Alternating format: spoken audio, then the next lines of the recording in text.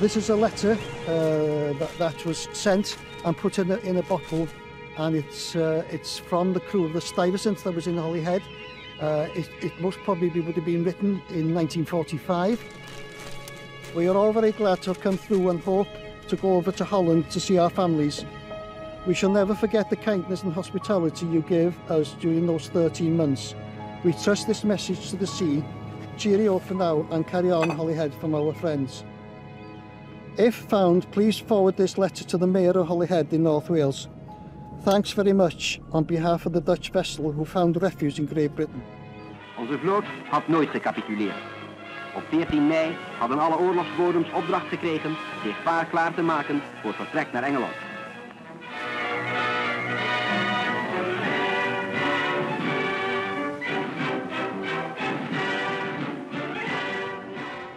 Ongeveer 20.000 zeelieden zijn op zee als Nederland in mei 1940 door de Duitsers wordt bezet. De bemanningen van de koopvaardij, de marine en de visserij vluchten naar Engeland. Een deel van deze Nederlandse vloot komt terecht aan de oostkust van Engeland, in Holyhead.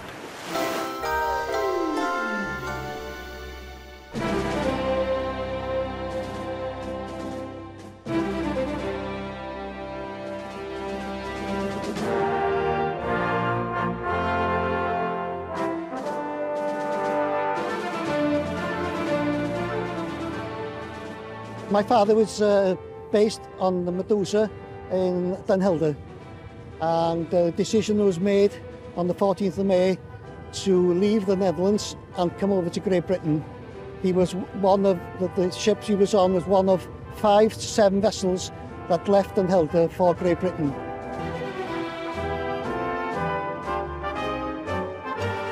The first thing he would have seen was Holyhead Mountain. And it's quite an iconic thing. It is a landmark for a lot of sailors to, before raid and things like that, to come into the port. With the Netherlands being a flat country, all of a sudden you're seeing quite some high mountains now. And so it would have been totally strange for them to come to Holyhead. Zo'n 3000 Nederlanders verblijven gedurende de oorlogsjaren in Holyhead, in het noorden van Wales. There would have been literally thousands, but not all at the same time. They would have been doing their training here and moving on to other vessels. This is my father, Leo Freeble. I'm May Gray now, but I used to have a lot of difficulty saying my name to people because they didn't understand how to spell it. F-R-I-E-B-E-L and not L-E. This is my father at the age of approximately 17 or 18 when he first came to Holyhead with the Dutch Navy. His name is Brugts Sieber Jochem Brugts. It's spelled B-R-U-G-T-S. His name was Hendrik Willem Rexwinkel. R-E-X-W-I-N-K, but it was always L-E instead of E-L. Antoon Gurgen, G-E-U-R-T-J-E-N-S. Rudolf Leonardus Savin, S-A-V-I-J-N. And you are? My name is August Hendrik Theodorus Savin, his son. He was a young boy on board the Stuyvesant, and next day he was at war. And he then arrived in Holyhead here sometime later, and this is where he was, sailed out of here for 5 years until 1945, when the war ended. Matthew Van Weert, and he did his training in Vlissingen. This is the port here, Holyhead itself, and they would have come ashore on the Mackenzie Pier, which is directly in front of you now. This was the main landing pier for the outer harbour. The British Admiralty asked the Netherlands Navy to set up a minesweeper fleet so that the fishing boats from Mymuden were converted into military minesweepers. His post on the ship was signalman and radio operator. After that, he transferred onto minesweeping vessel, yeah. Minesweeper in the North Sea, a cold, dreary, uninspiring job of work. But it's a job that calls for matchless heroism, for any one of a million waves that break on the ship's side may bring sudden death. There were mines laid all over the coast of Britain, south coast, west coast, everywhere. And the minesweeping vessel obviously would trawl for the mines and detonate them if they could. So pay tribute and give thanks to these men of the sea who face each day with unfailing courage. This particular day's work was uneventful. One stray floating mine was seen, and that was taken care of by a trawler 2 miles distant. But an uneventful day means just as much as any other. It means that another tract of sea is safe for shipping.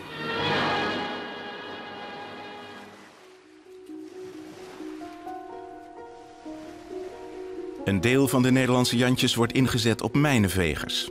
Anderen moeten konvooien bewaken. Zoals de vader van Graham van Weert, Mathieu, die hier aan boord van de Hare Majesteit Heemskerk koffie schenkt aan de officieren. Konvooien zijn van vitaal belang voor de geallieerde oorlogsvoering. Ze brengen voedsel, voorraden, troepen en wapens van Amerika naar Engeland.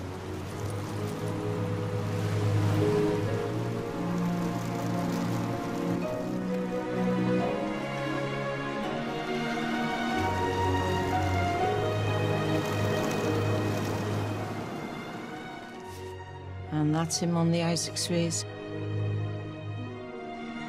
Well, that would be the Isaac Suez again, won't it? That's the same. Leo Friebel vaart op de Isaac Suez in een konvooi als het schip op vrijdag 13 november 1942 door een Duitse onderzeeboot onder vuur wordt genomen. 2 torpedo's raken het schip. Van de 195 opvarenden overleven er 91. Leo Friebel is één van hen. He did mention that he'd been torpedoed, but he said he was lucky, even though it was Friday the 13th, that he was saved. I suppose, you know, a lot was saved, but a lot maybe died as well. Never actually went into it. It was something he didn't elaborate on.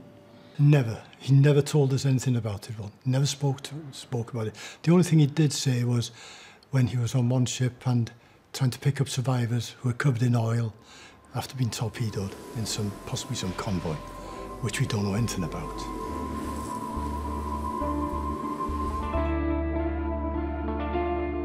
Holyhead is in 1940 een stadje met nog geen 10.000 inwoners. Maar dat verandert door de oorlog. Militairen en zeelieden uit de bezette Europese landen overspoelen het havenstadje. In tal van verre havens wemelde het van Hollandse zeevarenden, die zich niet ter neer lieten drukken door oorlog en levensgevaar. Ze hadden alleen nog meer en nog opwindender avonturen te vertellen dan in vredestijd. Love is the sweetest thing. What else on earth could ever bring such happiness to everything as love's own story?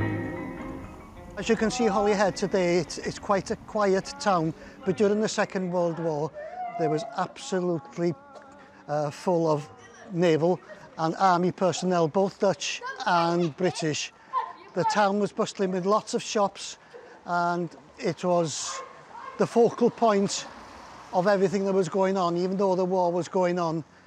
We're coming up to a pub here now, what was very popular, and although the name is different there now, it was called the Rose and Crown, and it had a window that went right down to the bottom of the wall there, and most of the sailors and mariners would go into the window there waiting for the girls to go past. Girls would have walked along this street here, they would have walked as far as the police station, turn round and come back so that the men could see them. She went on a boat with her friends just to see the sailors, and they wondered how to attract their attention, and it was a rowing boat obviously, and they decided to drop an oar for the men to come and save them. Which my father was one of those that came to help them, and he started dating my mum. Love is the strangest thing. No. He met my mother one day.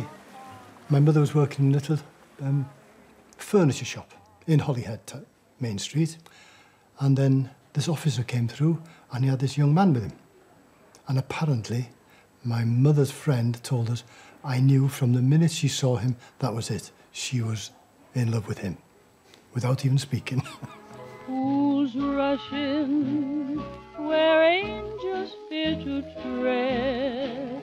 And so I come to you, my love, my heart above my head, though I see the danger there.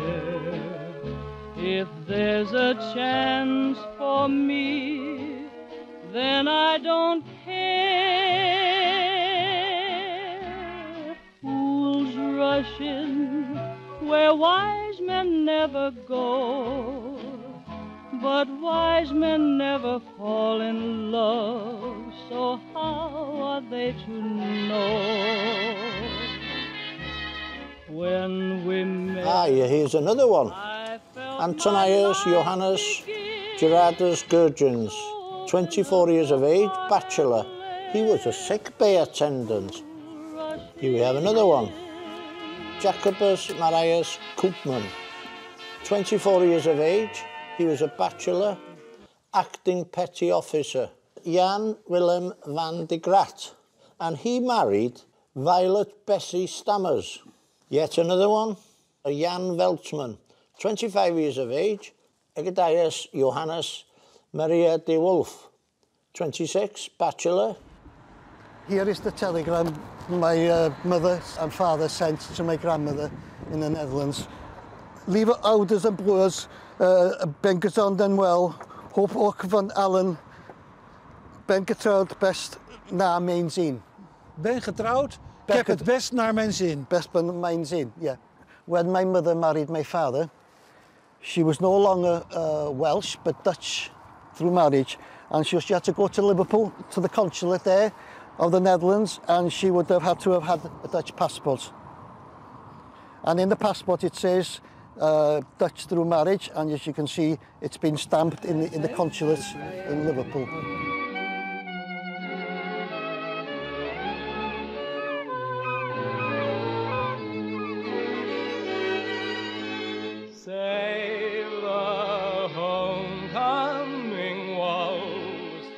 Na het einde van de oorlog keren de meeste Nederlandse zeelui terug naar huis. Zoals Henk de Lange. Na 5 jaar Holyhead kan hij eindelijk terug naar zijn woonplaats Delft. Iedereen gelukkig, eind goed al goed.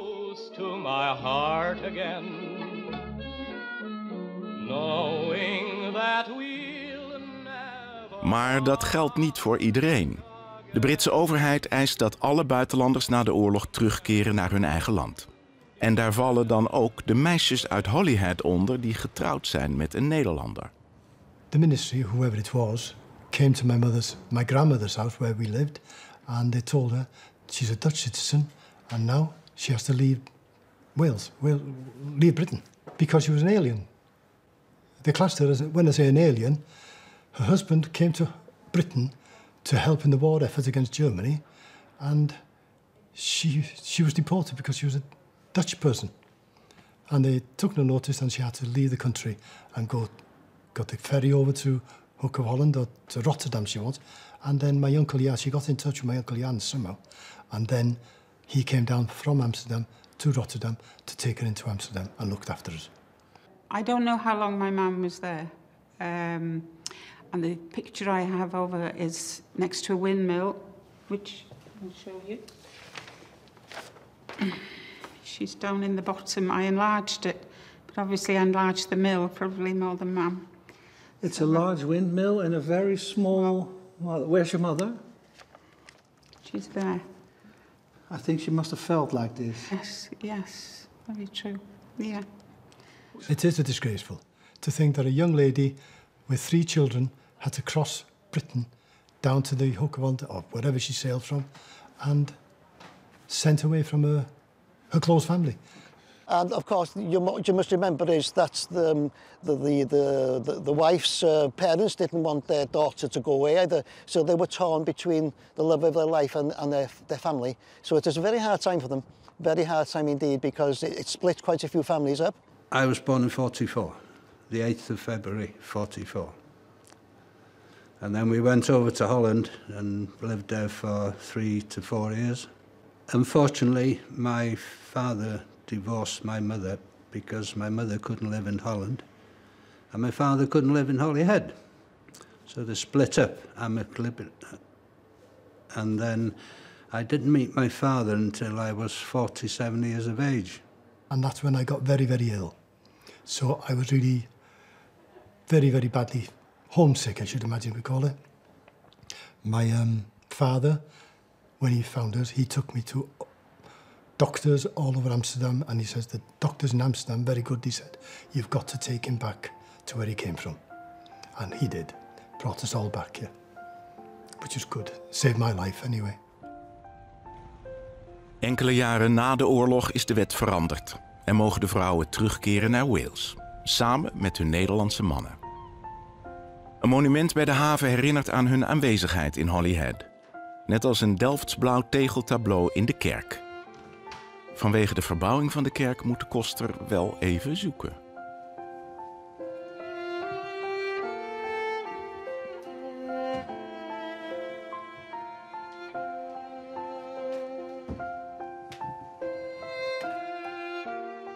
To the glory of God and in the grateful remembrance of the generous hospitality bestowed on the Netherlands, sailors, soldiers and the airmen during their stay in the United Kingdom. I was a stranger and he took me in.